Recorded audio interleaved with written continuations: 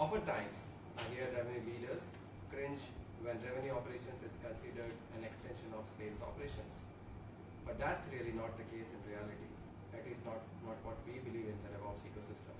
These two functions might have their similarities, but it's important to understand the core differences between them.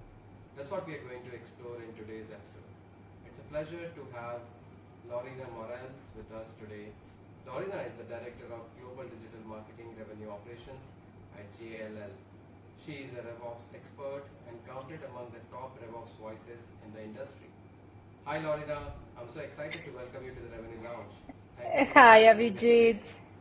It's such an honor and a pleasure to be here among such a stellar group of people that you have interviewed. So very, very honored. Thank you for that. And let's geek around sales operations and RevOps. What are the differences? Why people tend to get confused about them? Very excited about the conversation today. Yeah, we are excited as hell. So let's get started. Why don't we start with maybe explaining your role at JLL and a little bit of your background? That'll be great for our audience to get. Sure. So, as you said, I'm the current global director of digital marketing revenue operations, and the key word there is revenue operations, because JLL didn't really invest in this upon my arrival, because the company didn't really believe in it until very recent years. And so currently what I am doing and what I was hired to do was to build a team from scratch and then build the function pretty much.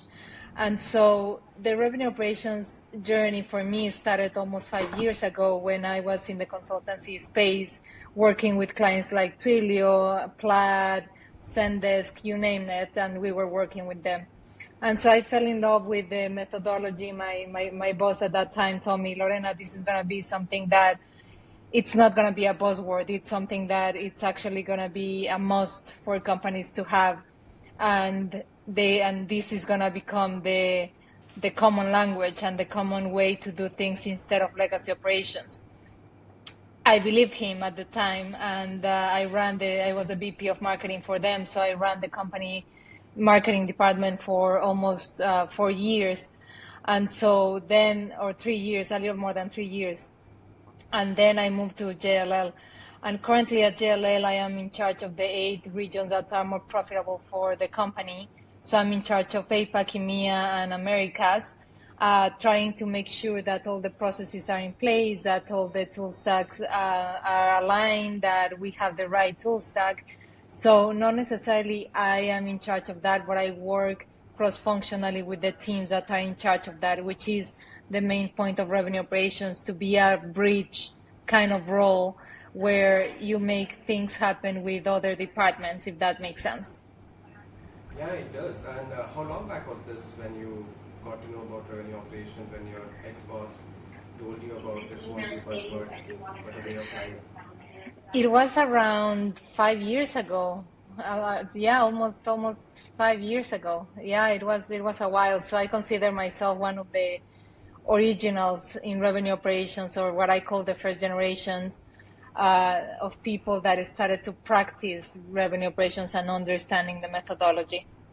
Yeah, I think we should do a special feature on the RevOps originals. You gave me a good idea about like an interesting TV series we could talk about the RevOps teams. Yeah, but let's start how do you define revenue operations? It's defined very differently widely, because as I have started to see the flavor of revenue operations that you're gonna have in a SaaS company, for example, versus a public traded company, is never gonna be the same.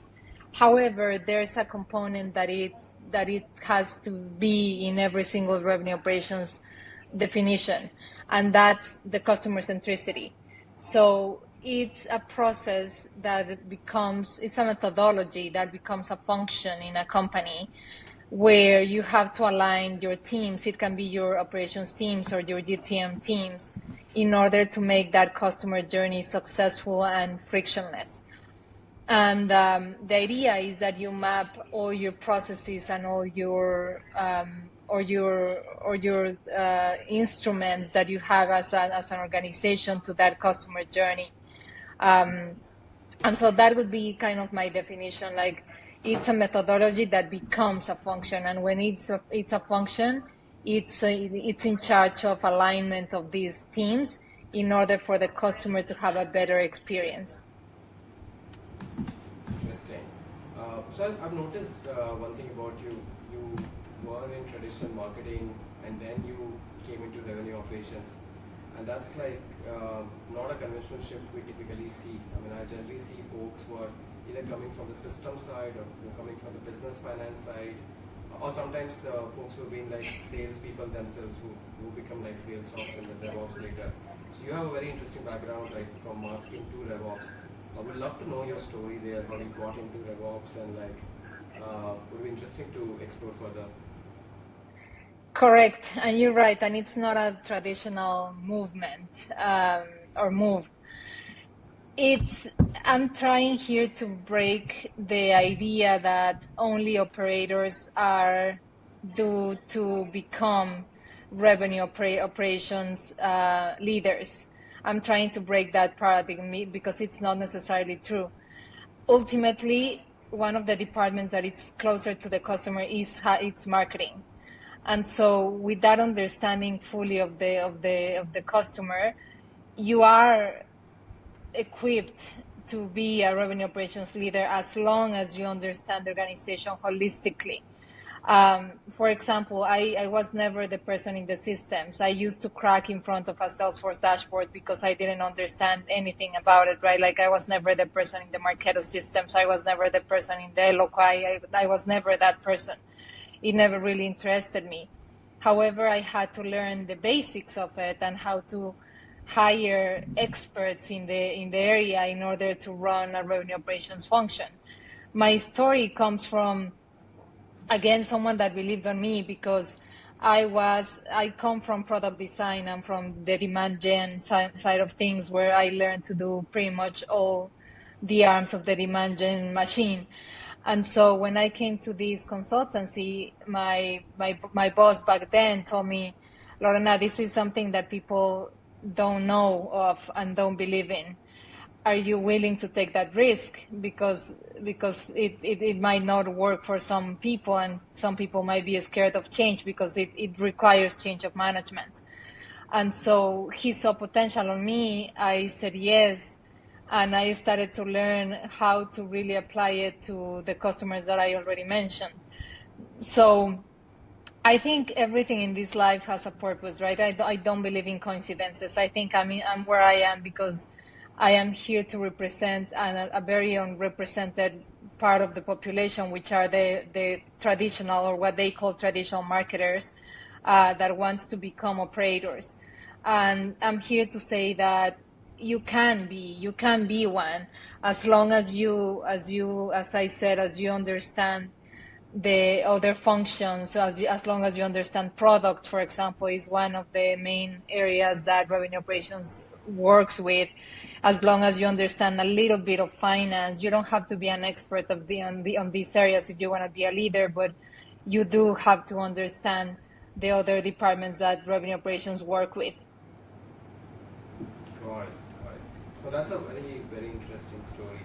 And how are you finding it now that like you've been in RevOps for almost 5 years, and you are part of that original team of sorts, like which basically popularized this whole RevOps phenomena as we see it today. How do you feel about it, the journey so far?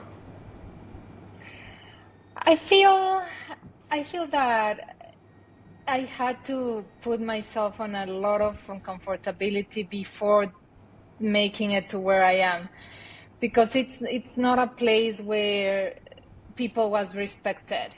The operators were generally the people on the back end, and people that were not strategic enough, or they were, but they were not taking into account at the revenue table. So right now I feel like operators are racing to the occasion, and they are the ones making the decisions. And so I think it's a great, that's it's not a coincidence, again, that revenue operations is the title that grew most over the past year, according to LinkedIn. So it's an interesting time to be in the revenue operations space, I think, especially for the people that want to start a career in it. It's a great time to jump in it because it's going to be a job that is going to be in high demand, very, very high demand. Correct. I think it's the number one most in-demand job in US right now. I think there are a lot of reports floating around. And you rightly pointed out, I think RevOps needs that seat at the strategy table, which generally, it doesn't get. But we are with you on this journey at Nektar. Our mission is to get RevOps team seat at the strategy table. So very excited to talk to somebody who believes in that mission. But I can completely relate with the initial challenges you would have faced to get that value established. So I think to move on to the next part of the topic, going between RevOps and SalesOps, right? How do you explain the difference between them? To anybody who hears it for the first time, it sounds very similar, right? It's difficult. Yeah, Vijay, they are very similar, and there is very funny occasions to me where I see a revenue operations leader being a sales operations leader as well, or they come generally from sales operations. The main difference here is that sales operations works primarily with the sales team. It might sound logical, but that's the main difference, because the revenue operations collaborates with all the revenue generating departments, including not only sales, but also marketing and customer success. And as I said, maybe product and finance, depending on your definition of revenue operations. But SalesOps is mainly working with the sales teams in their own department. Also the metrics, talking about metrics a little bit here, sales operations typically focuses on more sales specific metrics like quota attainment, like win-loss rates, like pipeline conversion rates, while revenue operations, on the other hand, focuses on revenue metrics such as customer acquisition cost, customer lifetime value, customer churn, for example, and overall revenue growth. So I think those are some of the differences that people kind of start to understand when we talk about sales operations against revenue operations. One lives within the other. So sales operations lives within revenue operations, I would say.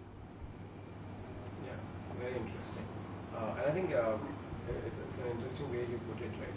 It lives within another, right? So SalesOps is a subsection of RevOps. But I think RevOps is more holistic with respect to an end-to-end revenue funnel of the organization. And you basically drive the complete coherency across the revenue process of the organization.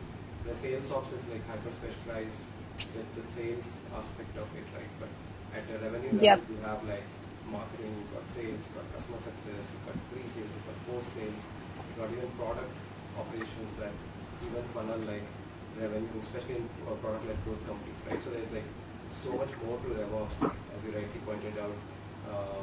Correct. It's interesting to see the interplay as well as dominance of SalesOps background folks who go on to become RevOps leaders that you mentioned. So in order to understand that better, right? Why that could be the case?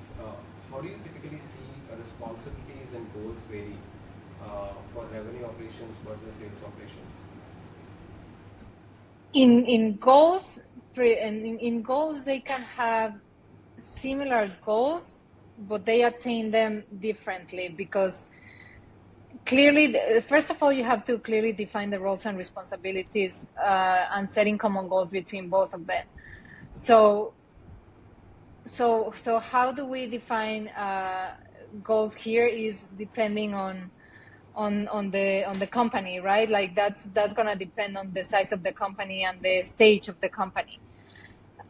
Your question is, how do we define goals, or what are the different goals here? Goals as well as responsibilities. So what are the typical responsibilities and goals that revenue operations team carries versus sales operations teams? Well, let's talk, for example, the tool stack. That's a responsibility that both of them carry, right? One of them is sales operations, for example, is more focused on the tools and platforms that ultimately enables the sales teams to be more productive and effective in what is their day-to-day work.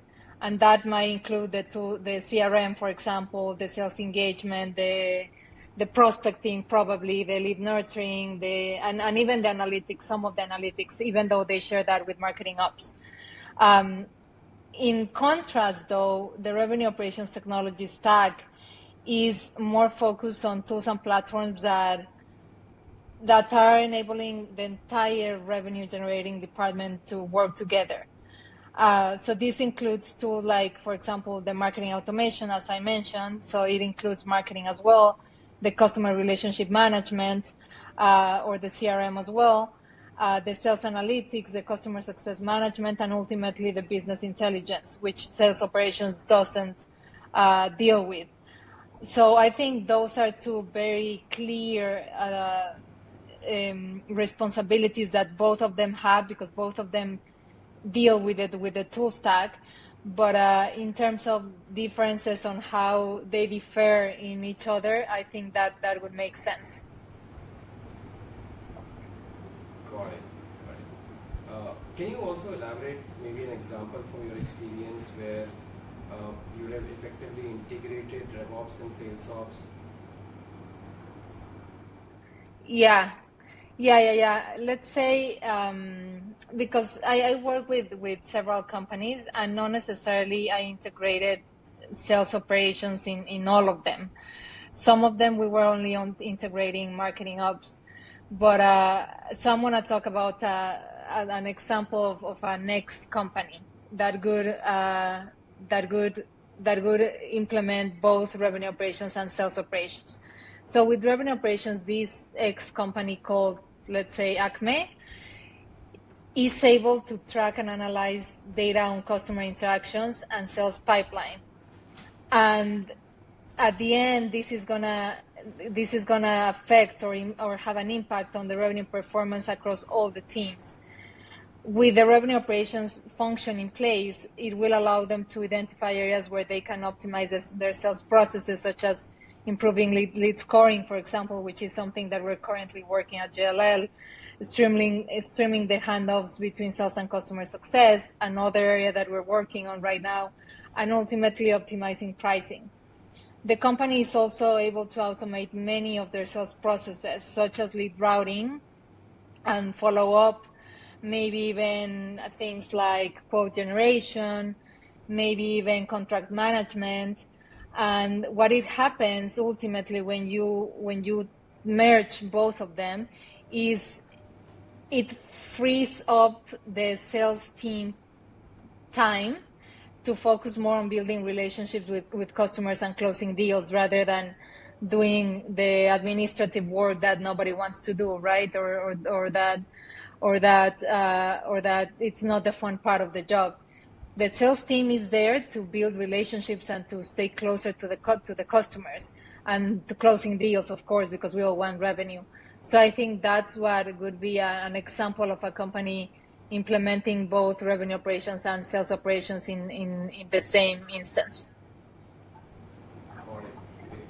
And how would you give this advice to other companies out there who might want to align RevOps and SalesOps? Because that alignment generally becomes a little tricky, right? So what would be your advice to other companies in aligning these two teams and making them work towards a common goal? I think the first one, Abhijeet, is fostering open communication, because it sounds very cliche and it sounds something that is going to be very repetitive in the talks that I've been doing and in the things that I say.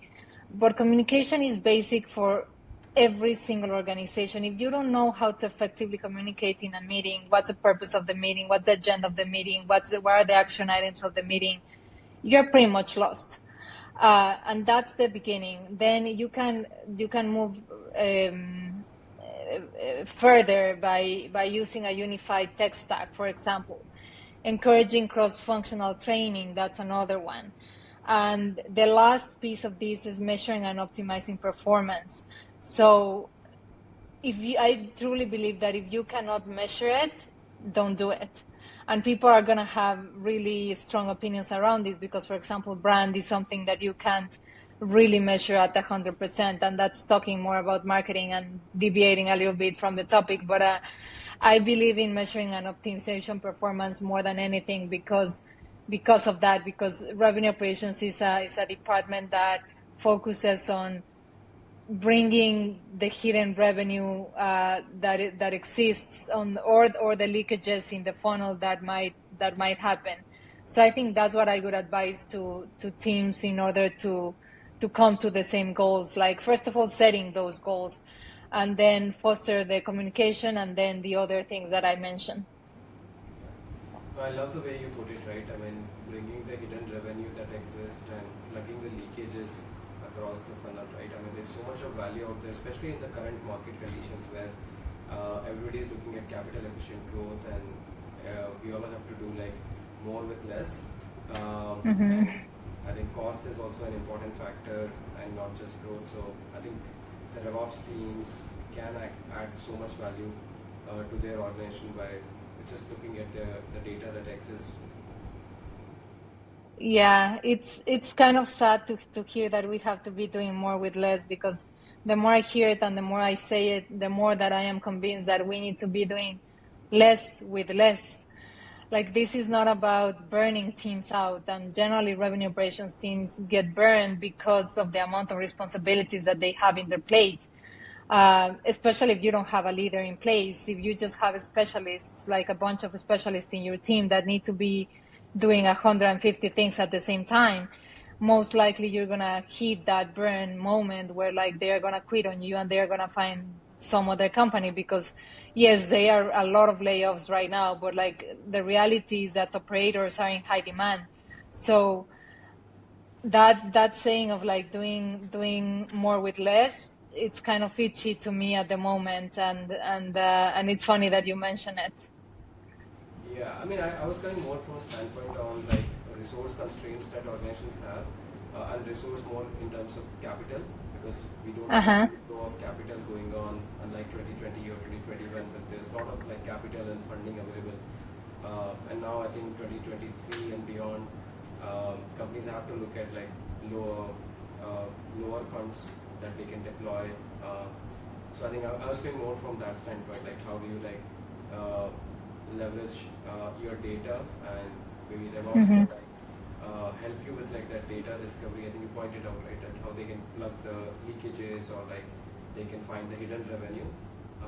Oh, totally. And yeah, I think I really understand. Like, I think they are also very pressurized with respect to the projects and the amount of work they do. So definitely, like, I mean, I think that's one team that should hire. But at the same time, I think organizations have that like balancing act going on. So I believe automation could be an interesting angle for RevOps teams to explore. What are your thoughts there, right? Because in order to like make their job easier, or maybe making it less stressed, we have had like some guests on the show who talked about like automation, talked about like frameworks that can be applied. What's your experience and like thoughts there in terms of easing that burden on the RevOps teams? Right now, that's a conversation that is actually happening at JLL, because we are, I mean, I'm a firm believer of automate whatever you can. However, there are going to be parts of your sales cycle that you cannot automate. For example, we have a business line that it's in the millions, that the ACVs are in the millions. And in order to qualify those leads, you need a human. Yes or yes, there's no question about it. So you need to be smart enough to identify which are the parts of the system that you can automate, and which are the parts that you are going to need a human in order to make that piece successful. So I'm kind of torn on that one. I can't give you a full answer, because I'm torn. Like, I'm like, yes, let's automate this, but let's keep this process manual, simply because of the nature of the business. But what I've seen that it's a wrong thing to do is automation for the sake of automation. that's when you hit a wall, because that's never gonna work. If you just want to automate a bunch of emails and treat your map or marketing automation platform as an email sending tool, and then just automate everything that goes through there, you're gonna hit a pretty large wall very soon. So that's my point. Like, understand what are the things that you can automate and what are the things that you cannot automate. Yeah, yeah. No, I think intelligent automation is the key, as you pointed out, right? I think there are some areas which are good to automate. There are some areas which are good to keep the way they are because of the increased oversight that's needed. But yeah, I'll be interested to see, like, I think how the next 5 years would be, right? Because we've got like a lot of AI technologies that are coming up. Right? AI is like coming very mainstream, and it's going to like also come to DevOps, like all other functions like content marketing, where we see AI getting used, BDRs, I think SDRs, where I think a lot of AI is getting like more mainstream, and then some of the other use cases. So it'll be interesting to see like how automation and some of those areas get impacted with some of these technologies, and how like RevOps team leverage and go to the next level. Definitely. Yeah, that will be like another topic, another episode for us to talk about. Yeah, coming back to sales operations and RevOps, right? So what were the metrics that you typically would like to track when it comes to RevOps and SalesOps? We'd love to see like what are the different metrics that you personally would like to track. I already touched a little bit on this, but I can go a little deeper. SalesOps typically focuses on mainly on quota attainment. That's one of the main one. The secondary metrics are win-loss rates and pipeline conversion rates. Revenue operations is focusing right now more on revenue metrics, such as I said, customer acquisition costs, lifetime value, 3VC, which is a framework that we used to do back on the day, which stands for volume, value, velocity, and conversion rates, and overall revenue growth. So those are the main differences in those two departments, that ultimately revenue operations needs to take the temperature in both, right? Like you can't be a leader in revenue operations and only care about your CAC against LTV ratio. You have to also see quota attainment, and you also have to see what's the pipeline conversion rates, and if a deal is stuck in the pipe, how to unstock it, and how to move things faster and more effectively across the pipe. So yeah. I think it's a great point that you mentioned. RevOps has like a more holistic picture and a very different goal set, whereas SalesOps is hyper focused on like moving deals faster and closing them win rates. So I think that's a great way to like put it. Let's talk about structures, right? I mean, the team structures that you typically see. What could be like a team structure of revenue operations versus a sales operations team? I've seen a bunch of things that are crazy to me, but in an ideal world, in a blue sky, sales operations teams will have a more how do I call this, a more sales-centric structure, while revenue operations team's structure is going to be way more cross-functional, encompassing kind of all the revenue generating departments. A typical revenue ops structure may include roles such as revenue operations analysts, marketing ops managers, customer success, business intelligence analysts, and sales ops managers as well. And then you have the leader of that structure. And a typical sales ops structure may include roles such as the sales operations analysts, the sales process managers, and the sales enablement managers and sales analysts as well.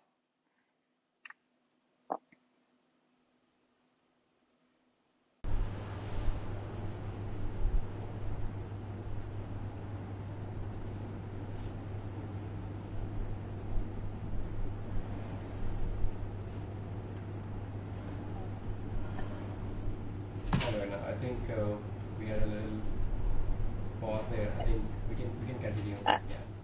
I think I lost you. Should we repeat the question? Yeah, let's go ahead with that.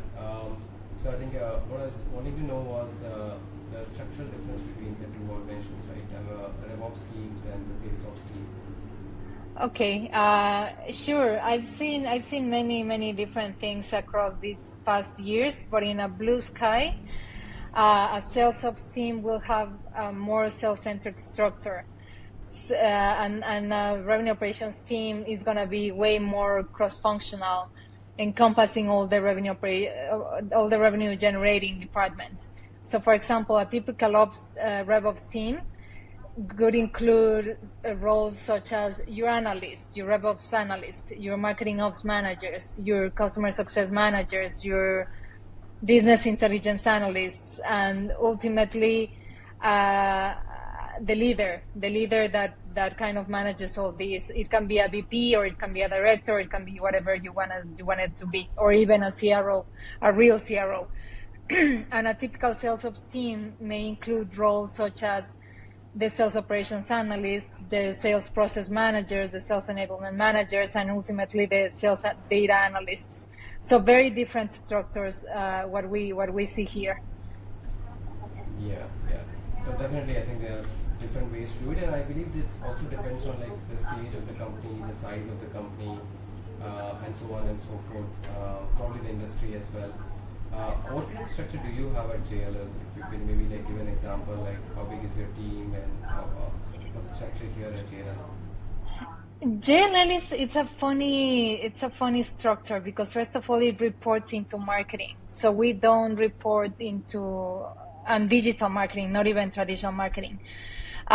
We don't report into operations. We do work with operations directly, but our structure is I have an analyst, I have a revenue operations director in EMEA, another one in APAC, a project manager, and then an agency that manages our lead management programs across the globe.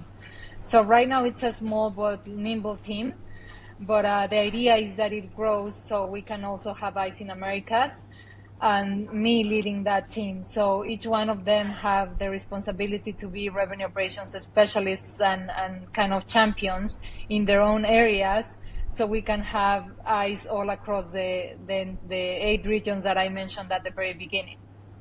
Yeah, it's pretty interesting. And how do you like drive collaboration across this multi-country, multifaceted team that you have? It's hard. Oh, Abhijeet, it's first of all, I need to be a servant leader where, for example, sometimes I wake up at 4 a.m. Today was one of those days. And then I finish at 9 p.m. So you need to understand the needs of your teams, and you need to comply to them, because a servant leadership, it's at the end. It's the one that eats the food at the end, and it's the one that it's precisely that, serving a team. So I think how we work globally is understanding that we come from different cultures, number one. So what might be working in Japan might not be working in Germany, and might not be working in, or might be working in Americas, for example. So like being a very human-centered design thinker has helped me elaborate these teams and making them more design thinking champions as well. So I think that's a key of everything, understanding that we all come from different cultures, and that the customer therefore comes from a different culture as well. So on obsessing about your customer, and Forrester calls this customer obsessed growth, which I find amazing and fascinating. Um, it's the key. It's the key to grow teams, definitely. Yeah, very interesting, and I absolutely love that concept that you shared. So let's move on to the last question of our first section, which is like the challenges, right? I mean, what are the biggest challenges you see companies face with respect to understanding and implementing RevOps and SalesOps functions, and what's your recommendation in terms of overcoming them? I think I lost you there a little bit, but I think you were asking me about the biggest challenges an organization face with Can you hear me? Yeah, with respect to implementing and understanding revenue Abhijeet, can you hear me? Yeah. There you are. You're almost back. Nope.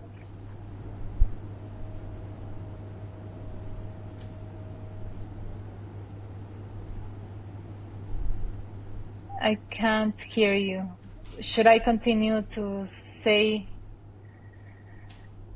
Okay, I think you're back. Yeah. So the question I was asking, Lorena, is like, what are the biggest challenges you've seen companies face with respect to understanding of SalesOps and RevOps functions, and how do they overcome these challenges? I think one of the main challenges that organizations are facing is precisely confusing the functions,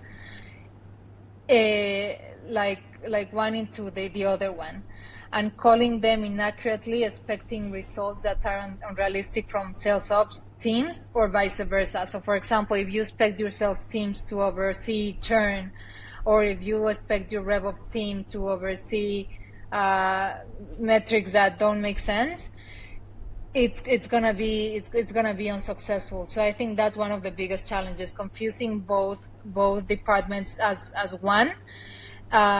It's one of the biggest challenges, and how they can overcome it is by analyzing the company at different levels and understand which functions they really do have, and be honest and look at yourself in the mirror and say, do I have a sales operations team, or do I have a revenue operations team?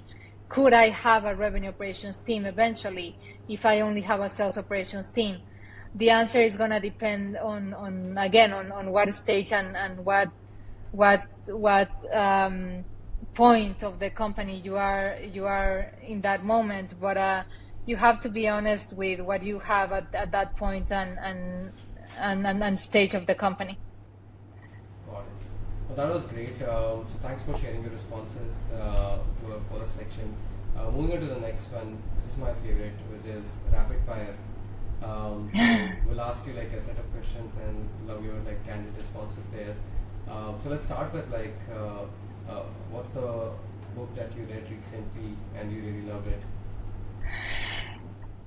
Thinking Like a Monk.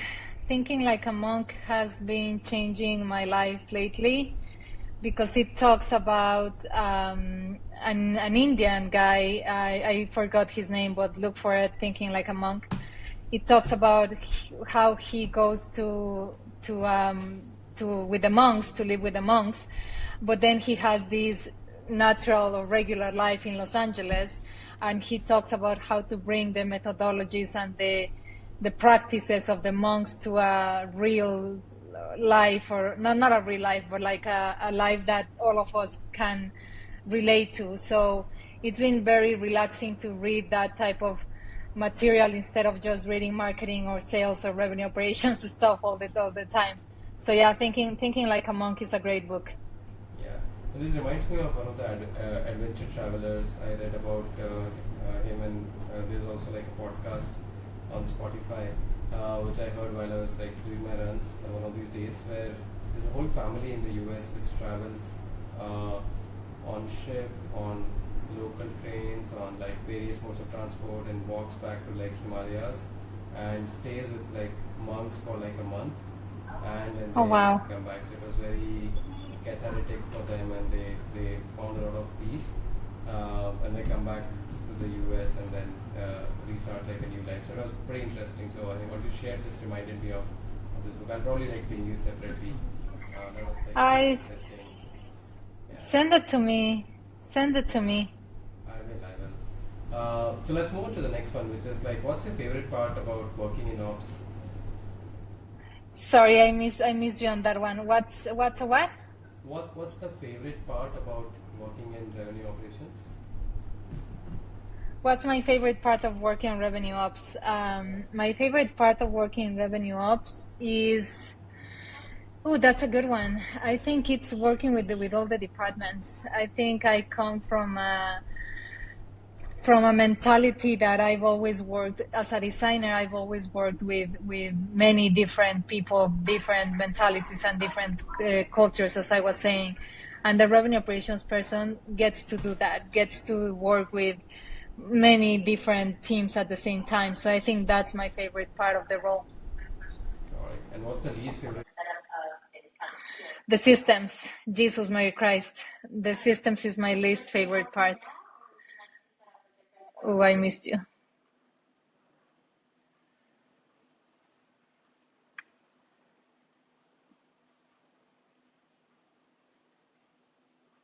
Yes, we are available 5 a.m. to 7 p.m.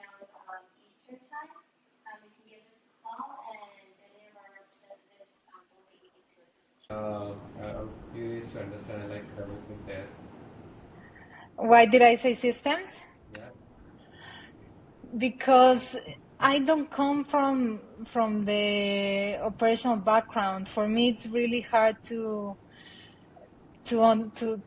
see that we have 86 CRMs. Like, it's a world that I don't understand, and I don't understand where or how that happens.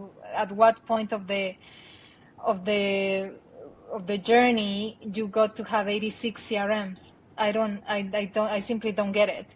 But I kind of like the way integrations happen. So that part I do like. If you do manage to integrate all your systems with tools like Syncari, for example, which has proven to be very successful on that, I love that part of the systems.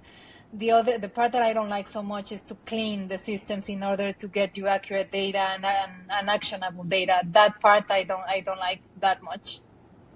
Got it. Yeah, that's where something like Nektar can help, where you can like, automate that data cleanup and take away the headache. But yeah, I'll probably skip the sales pitch there. Moving up to the next question. Who is one RevOps leader you personally look up to and why? Jeff Ignacio. Jeff Ignacio is not only a good friend of mine, but it's a mastermind in revenue operations. Definitely one of the minds that it's worth to follow if you haven't followed him yet. His posts are full of real gold nuggets, and he also has a Substack that has even more information that it's super worthwhile. Yeah, interestingly, he was a guest on our season 1. So Jeff has been on the show before. Oh, Yeah. there you go. There you go. Yeah. He's an awesome guy. Yeah, I absolutely love him. Yeah. So moving on to the next question, which is like an advice that you received from someone and that has stayed with you. Someone very dear to me once told me that we have 2 ears and 1 mouth because we need to use them in that proportion. And that stayed with me quite well. Like, that's something that I apply to my teams, to my meetings, to podcasts, to reading, to let's listen more than we talk, and let's learn how to listen. So that's an advice that I'm never gonna forget. Yeah, I mean that's a brilliant advice, and absolutely like listening is so uncommon, right? Everybody likes to speak more and listen less, but only if like more people listen, I think the world will be very different. But yeah. Exactly. Yeah, great point. So last question for today, right? What's one piece of advice you like to give to the RevOps folks out there, or like folks who want to start their career in revenue operations? What would you advise them? Don't be afraid to jump in. Don't be afraid because your background is not what the neighbor's background is, or don't compare yourself to the other person's background because you're never going to get anywhere. Jump in with what is your toolkit, because your toolkit makes you unique. And I'm sure that any company is going to be willing to have you as long as you demonstrate uniqueness and as long as you demonstrate that you're interested in the business holistically. Be a fast learner. That's something that you're going to need in the revenue operations space. It's something so unknown and so new to people that you're going to need to work on those skills, and you're going to need to learn them fast. Nobody's going to train you unless you find a mentor, of course, that is willing to give you the time and commitment that requires. But in general, be a fast learner, because it's one of the most powerful things that I've learned to have in this profession. Awesome. That was great advice, Lorena, for our audience out there. But thank you again for spending your time today and joining us on the Revenue Lounge. We absolutely enjoyed chatting with you, and thank you again. You have a good day ahead. Thank you so much, Abhijeet. It's been an honor, and thank you to your audience. Ciao, ciao.